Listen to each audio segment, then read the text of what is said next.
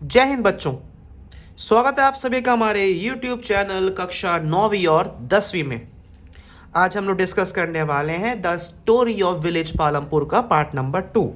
और part number 2 में आज हम पढ़ेंगे ऑर्गेनाइजेशन ऑफ प्रोडक्शन, यानी कि प्रोडक्शन उत्पादन के कौन कौन से होते हैं फैक्टर्स, उत्पादन होती कैसे है, किन किन फैक्टर्स से मिलके बनती है होता है आपका उत्पादन। ठीक है, तो सबसे पहले तो आप जान लो कि प्रोडक्शन होती क्या। ठीक है ना, what is production. So production is an activity, production is an activity which gives the required goods and services. ठीक है, जिस चीज़ की ज़रूरत है हमको, ठीक है ना, वो कैसे मिलती है हमको, जब कोई उसको प्रोड्यूस करता है। तो प्रोडक्शन क्या है, प्रोडक्शन एक एक्टिविटी है, एक प्रक्रिया है, एक प्रोसेस है आपका, जिसके द्वारा हमको चीज़ें मिलती हैं आपकी। ये अब जो आपकी होती प्रोडक्शन, दिस रिक्वायर 4 एलिमेंट्स। अब ये तो है नहीं कि भाई जादू कर दिया चीज़ आ गई सामने, नहीं। प्रोडक्शन करने के लिए हमें क्या चाहिए, हमें चाहिए होता है लैंड, हमें चाहिए ज़मीन, हमें चाहिए लेबर, हमें चाहिए फिजिकल कैपिटल, हमें चाहिए ह्यूमन कैपिटल। इन्हीं 4 बातों को हम लोग क्या बोलते हैं, इन्हीं को हम लोग बोलते हैं फैक्टर्स ऑफ प्रोडक्शन। यानी कि जब यानी कि जब आपका उत्पादन होता है, जब आपकी प्रोडक्शन होती है, तो उन सब में इन 4 बातों का ध्यान रखना बहुत, मतलब ये 4 बातें आपकी बहुत ही मेन होती हैं। अब इन फैक्टर्स को जरा हम लोग पढ़ लेते हैं एक बार थोड़ा सा डीप जाके। तो पहला क्या आता है आपका, पहला बेटा आपका आता है लेबर। आप सभी जानते हैं लेबर बहुत ज़रूरी होती है किसी भी एक्टिविटी में। सबसे बड़ा रोल जो होता है वो आपका लेबर का होता है। लेबर एक्स्ट्रा भी होती है, लेबर जो आपकी वो कम भी होती है, स्किल भी होती है, अनस्किल भी होती है। So labour it is use for carrying out the production activities. ठीक है ना, उत्पादन की जो प्रक्रिया होती हैं, जो चाहे आप कोई भी ले लो, चाहे आप फार्मिंग ले लो, किसी भी चीज़ में लेबर तो इन्वॉल्व होती है हर तरीके में। It may be manual workers और हाईली स्किल्ड और educated person. Each worker necessarily for production, मतलब जो भी वर्कर है वो क्या है, वो प्रोडक्शन के लिए क्या है, ज़रूरी है। एक तरीके से रीढ़ की हड्डी होती है लेबर किसी भी प्रोडक्शन एक्टिविटी की। Next point is land. Land यानी कि ज़मीन। भाई प्रोडक्शन कहाँ करोगे, आसमान में तो करोगे नहीं, या हवा में करोगे नहीं, या आप करोगे नहीं सपनों में, वो तो एक्चुअल में होती है ना। तो उसको क्या चाहिए, you need a land. It is the second requirement. ये क्या होती है, आपकी दूसरी ज़रूरत होती है। Other natural resources like water, mineral, forest etcetera are also needed. देखो आप कोई भी काम करोगे अगर, तो उसमें तो प्रकृति की तो आप यूज़ करते ही करते हो। लैंड भी एक प्राकृतिक रिसोर्स ही तो है आपको। ठीक है ना। Third one is physical capital. ठीक है, अब फिजिकल कैपिटल जो होता है ना, इसके 2 पॉइंट्स और होते हैं। एक आता है फिक्स कैपिटल और एक आता है वर्किंग कैपिटल। ठीक है ना। पहला आपका आता है फिजिकल की बात करें तो इसमें क्या आता है, पहला आपका आता है फिक्स कैपिटल। अब देखो एक सिंपल सी बात देखो यार, आपने कोई फैक्ट्री खोली है प्रोडक्शन के लिए, तो उसमें जो जगह लोगे वो तो हमेशा रखोगे ना। ये तो है नहीं कि डेली लोगे आप। आपने बोला आपने जगह के लिए बिल्डिंग ली है, बिल्डिंग परमानेंट होती है, मशीनें जो आएंगी परमानेंट। ठीक है, टूल्स जो होंगे वो आएंगे परमानेंट। लेबर जो होगी वो क्या होती है, वो इट माइट चेंज। लेबर आज दूसरी है, कल दूसरी है मशीन, लेकिन जो बेसिक चीज़ें होती हैं वो जो मतलब हमेशा होती है परमानेंट, उन्हीं परमानेंट चीज़ों को हम लोग बोलते हैं फिक्स कैपिटल। यानी कि एसेट्स और capital investment that are needed to start production of goods और services are called fix capital. ठीक है ना, किसी भी चीज़ को स्टार्ट करने के लिए, और जो होता है परमानेंट, किसी बिजनेस प्रोडक्शन एक्टिविटी को स्टार्ट करने के लिए जो चीज़ें आपकी चाहिए उसको हम लोग बोलते हैं fix capital. That is building चाहिए, परमानेंट रहेगी, मशीनें चाहिए, फिक्स रहेंगे एक जगह पे, आपका टूल्स हैं ranging from plot to generators, turbines, computers etcetera. ये क्या होता है आपका फिक्स कैपिटल। नेक्स्ट आपका आता है क्या, नेक्स्ट इज वर्किंग कैपिटल। यानी कि raw materials and money in hand are called fix capitals. अब ये जो है ये थोड़ी ना कि आता रहेगा, ये डेली आता है। पैसा भी क्या है, आज है कल नहीं, आएगा जाएगा आएगा जाएगा। तो ये चीज़ें क्या होती हैं, ये होती हैं आपकी मतलब प्रोडक्शन एक्टिविटी के अंदर जो आपको डेली चीज़ चाहिए आपको। ठीक है ना। अब इन्हीं मटेरियल के द्वारा ये तो करोगे ना इस्तेमाल यहाँ पे आप बिल्डिंग्स मशीन के द्वारा आपका। These are used at the time of production activities, that is to purchase raw materials and service required and to sell finished goods. ठीक है ना। तो ये सब क्या होता है बेटा आपका, ये सब आपका आता है कैपिटल में। Your fourth point is human capital. It is the knowledge and enterprise. It is required to put together all the above inputs to produce the output.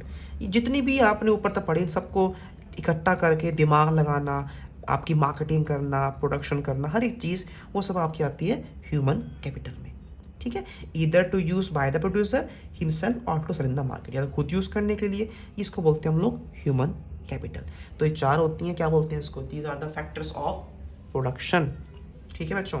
सो ये आपका एक क्वेश्चन बन गया है, what are the factors of production. Next हम दोबारा हमारी कहानी पे आते हैं। हमारी कहानी का नाम क्या था, फार्मिंग इन पालमपुर। क्या नाम था, फार्मिंग इन पालमपुर। तो हमारी कहानी की बात करें तो हमारी कहानी में पहला पॉइंट क्या आता है आपका, फिक्स्ड लैंड, ठीक है। तो भाई फार्मिंग की बात की जाए तो पालमपुर में जो सबसे मेन एक्टिविटी है प्रोडक्शन की वो क्या है, फार्मिंग है। Farming is the main production activity in Palampur. 75% of the working people living in Palampur are dependent on farming for their livelihood. अपनी ज़िंदगी जीने के लिए, अपनी रोज़मर्रा की ज़रूरतों को पूरा करने के लिए जो पालमपुर के लोग हैं वो किस पे डिपेंड है, वो डिपेंड है आपके सिर्फ और सिर्फ आपकी फार्मिंग पे, ठीक है। या तो वो फार्मर्स हैं या लेबरर्स हैं, जो भी हैं वो डिपेंड किस पे डिपेंड है, आपकी फार्मिंग पे। Their well being is related to production on the farms, जो खेती बाड़ी में जो प्रोडक्शन होती है वो सारी बातें आपकी जो है वो इस फार्मिंग में आती हैं आपकी पालमपुर में। In Palampur the land area under cultivation is fixed due to which the farm production can not be raised. अब यहाँ का जो एरिया है ना जहाँ पे खेती बाड़ी करते हैं वो फिक्स्ड है। जैसे कि आप एक कंसेप्ट पढ़ोगे आगे चल के, डिस्गाइज्ड अनएम्प्लॉयमेंट, ठीक है ना, वो पढ़ोगे आप आगे चल के इको में वो क्या होता है। तो एक तरीके से यहाँ पे देखा जाए तो यहाँ पे डिस्गाइज्ड अनएम्प्लॉयमेंट फैल रहा है आपका, ठीक है। Since 1960 there has been no expansion in the land area under cultivation.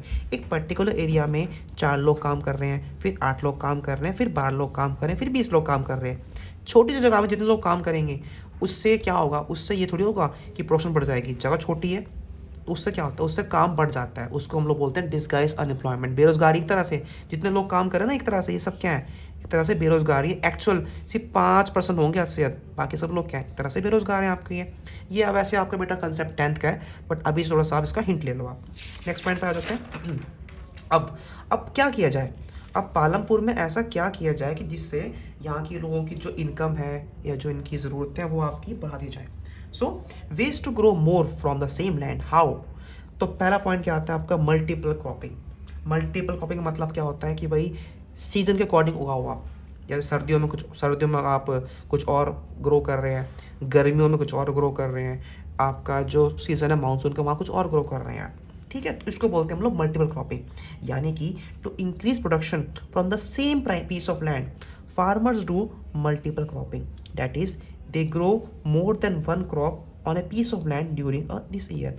एक साल में अलग अलग सीजन में अलग अलग क्रॉप की खेती बाड़ी करना। जैसे कि रेनी सीजन के अंदर, ठीक है ना, फार्मर्स जो है वो ज्वार या बाजरा उगाते हैं, which are used as cattle feed, ठीक है।